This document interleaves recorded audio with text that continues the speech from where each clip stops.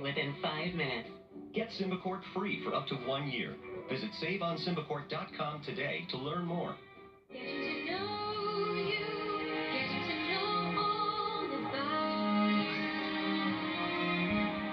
Day by day.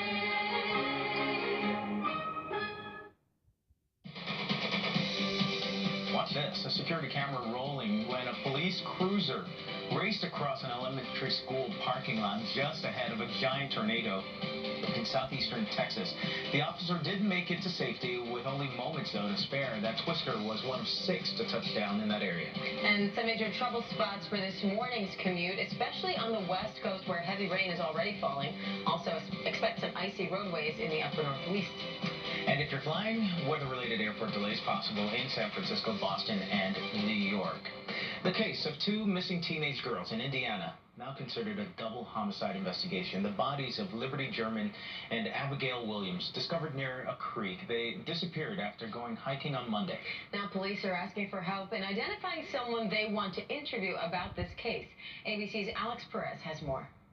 Mystery in a small town. Indiana authorities on the hunt for a killer after the horrifying murders of 13-year-old Abigail Williams and 14-year-old Liberty German. About 1 p.m. Monday, a family member dropped the girls off for a hike along this nature trail near Delphi, Indiana.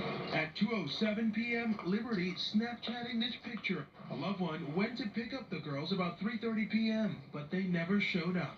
But by 12:15 p.m. Tuesday, their worst fears confirmed. They were found deceased back here in the woods. Overnight, authorities releasing this image of a man they'd like to speak with. Investigators believe he was on the trail around the same time as the girls. Alex Perez, ABC News, Delphi, Indiana. So sad for those 2 families. Should point out that Alex will be live from Indiana with the latest on Good Morning America. But now to those tense moments for flyers as an American Eagle flight makes an emergency landing after, get this, striking a deer during takeoff. Deer? The Mississippi-bound jet started leaking fuel and returned to the airport in Charlotte. Passengers and crew members, nearly 50 people, got off the plane, and the plane was sprayed with foam. The damage to the right wing of the aircraft clearly visible. It was pretty loud. It didn't just sound like a street pump. It was like boom. And when we got in the air, we saw a little bit of smoke.